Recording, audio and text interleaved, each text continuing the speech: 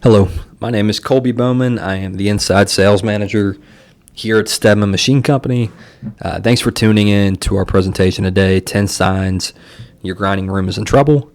We really look forward to seeing everybody in person here after a year being gone. Having a virtual trade show last year was a success, but we really look forward to seeing everybody in person, getting able to present this in person, and eating some steak. So really looking forward to it. 10 Signs Your Grinding Room is in Trouble. Really, the goal of this presentation is to give you guys an idea of what to look for in your grinding room. We feel like nearly every grinding room out there could use some improvements, whether that be just limiting dust, making it a safer atmosphere. To do that, we wanted to give you guys some things to look at in order to identify some of those things. So we'll go into a little more detail later on in the presentation. But the first one here, decreased finished product output, material spillage at transfer points, excessive fugitive dust, high crusher motor amperage, unusual wear patterns, excessive vibrations, escalating labor cost, high oversized material returns, excessive material buildup, and can't remember when equipment was last inspected. Probably the most problematic of all those. So going into a little more detail, decreased finished product yield / output. That's kind of a mouthful, but basically meaning you want to maximize your first pass yield.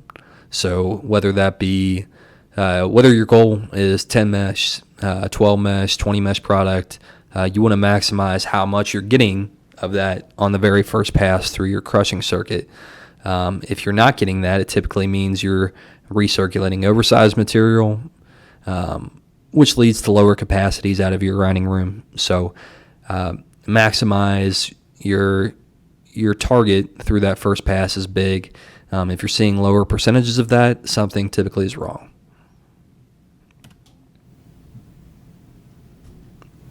Material spillage at transfer points. If you're seeing a lot of this, there's probably an issue that needs to be corrected. So on the left, you can see an ideal intake arrangement and what that looks like. So you have some crushing equipment, you have an intake, and a head pulley, a conveyor with a head pulley with the placement in the perfect position. So a lot of the time we see some spillage at the intake of the crusher, so right in front of the crusher, and a lot of this is just because of head pulley placement. So if the head pulley is a little too far into the intake, you'll see a lot of that spillage.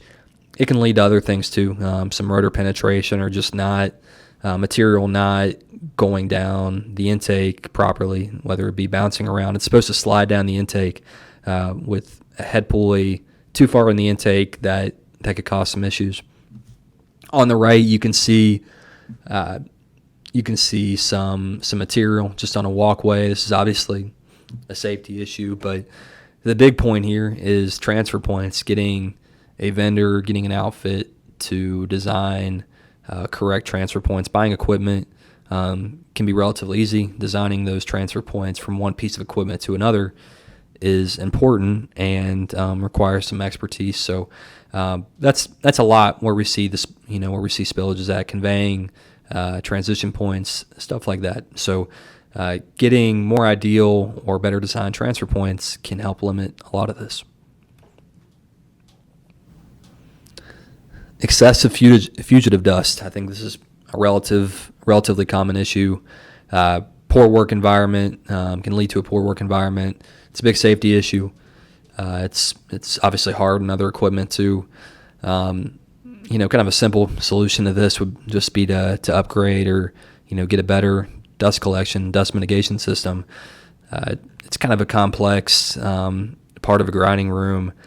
Tying in your screening, conveying, sizing equipment, all the dust collection for those pieces of equipment can be complex and is a big project. So upgrading that or getting a better solution in general is a big part of that and can help mitigate all these issues. Another sign your grinding room might be in trouble is if you're seeing high crusher motor amperage. This typically means the crusher is being overfed. Pretty basic on that one. Leads to increased wear and inefficient size reduction. So if you have a piece of size reduction equipment and the amps are really high in the motor, you're likely overfeeding it. A solution to that, another funny but simple one, is larger crushing equipment. So if you're feeding a crusher 100 tons an hour, getting a larger model, larger piece of size reduction equipment is going to allow you to crush that more efficiently instead of really pushing that machine. And ultimately, when you do that, you're going to see a lot higher wear. You're going to see less of your end product target. So getting a larger crusher is going to help with that. And then screening equipment improvements, getting a better screening process, just new screening equipment in general that can help deal with that is a big part of it. And then better control of feeding. So knowing when you're overfeeding and dialing that down to a more efficient range for your crushing equipment. So unusual wear patterns. If you're seeing this a lot, there's something going on that needs to be corrected.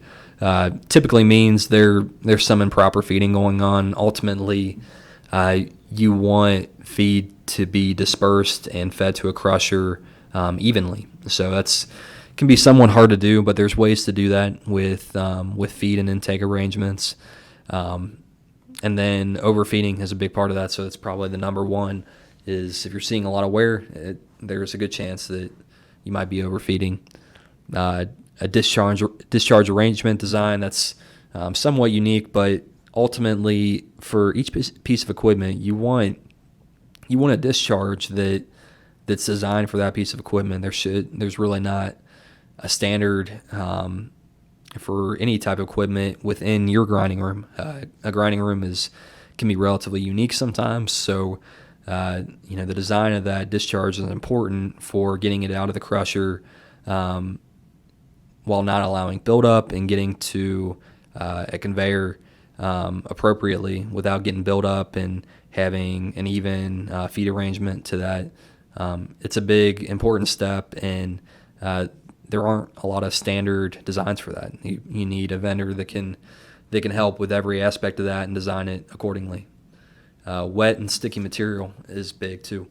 So it's a common issue you see in brick plants is material is most of the time going to be wet and sticky, depending on where it's at, where it was before, whether it was covered or not. So if you're seeing a lot of unusual wear, maybe high wear, wet and sticky material could be a reason behind that, and there's ways to combat that. There's sizing equipment that can offer solutions to combat wet and sticky material, whether that be heaters or some other components to help combat it.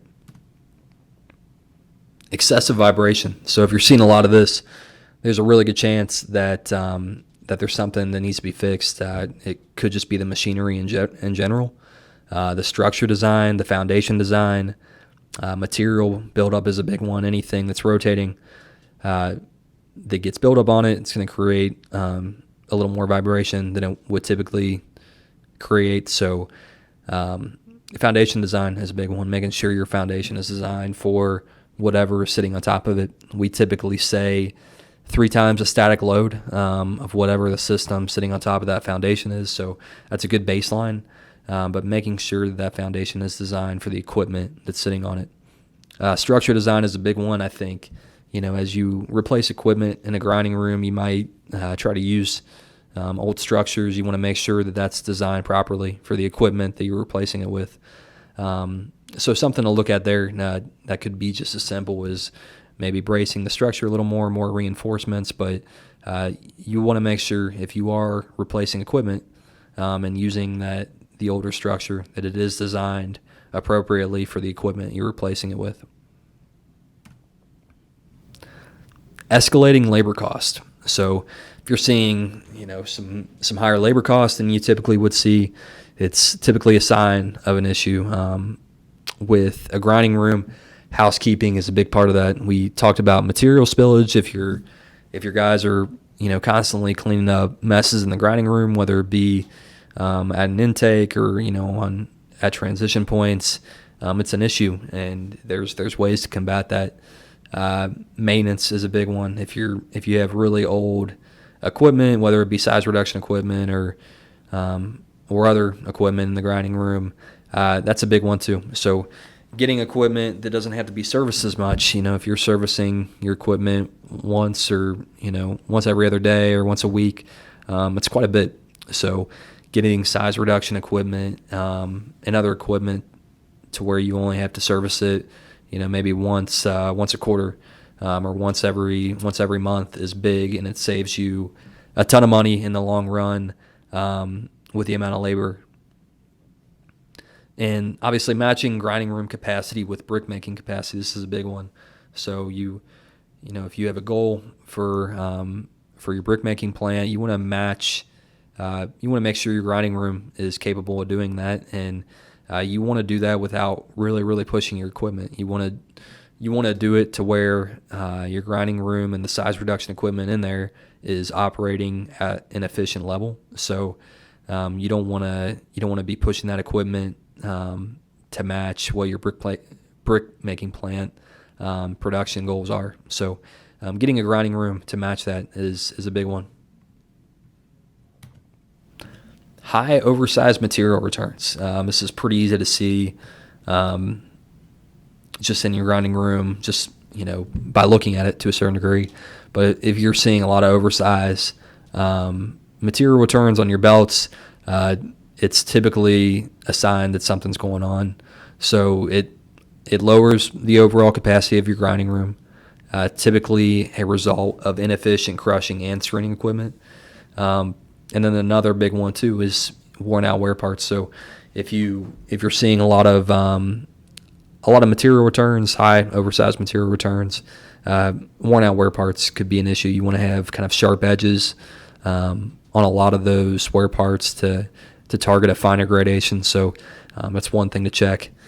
So some solutions, a really easy one is to tighten down your crusher gaps. This is a really easy one. I think it's more of a temporary fix. It's going to lead to more wear. The finer target product spec that you're after, you're going to get a little more wear just because of it. So just know that if you are tightening down your crusher gaps, you'll likely see a little more wear. And then the biggest one for me is screen out material that is already sized. That might sound a little off to you guys. You guys might do that already, but you want to make sure that the target product spec that you guys are after is screened out prior to entering a piece of equipment. So if you can get your 10, 12 mesh product out of the crushing circuit before it enters any kind of equipment, it's a big deal. It obviously less material in the crushing circuit makes it more efficient, and then a big part of that is wear. So finer material typically causes more wear, and by screening the fines out prior to entering the crushing circuit, you're going to get less wear. I don't know if we need to talk much about this slide, excessive buildup. That's obviously problematic. If you're seeing this, once a week, it can be problematic. Getting your guys to dig all that out is a lot of work and requires you to shut down. So if you're seeing this frequently, it means something needs to be changed up, whether that be getting crushing equipment that has components to deal with this, or it could just be a feeding issue too. You might be just overfeeding the material, but a lot of it's caused by wet, sticky material. So getting equipment that can combat that is a big deal. Then the last one here, when was the last time equipment was inspected? It's a problematic question, and it happens. People, maintenance staffs get busy, operators get busy, and it's hard to maintain and check equipment all the time. So use your suppliers, use your vendors that provided you the equipment to give you a preventive maintenance schedule, or it typically provided in an operations manual, but give you an idea of how often this equipment should be inspected, and some preventive maintenance steps to help with that. So that could be as simple as grease, bearing grease intervals, or just checking bearing temperatures frequently to make sure they're not overheating. And then obviously just open up inspection doors. That typically requires a shutdown, but it's easy. Just checking inside an inspection door, check out your major components, and you're good to go. So a big one there, and it's easy to combat. Just use your vendors. Questions, feel free to reach out to me or Eric Marcotte if you have any questions regarding the presentation, or if you have any questions about your grinding room in general, we will be able to help out with that. Feel free to contact Stedman Machine Company with any of your grinding room solutions or needs. We're happy to come out, do a site visit, identify some of these things in the grinding room that can help you out, and we'll be there for you if you need our help. Thank you again. Bye.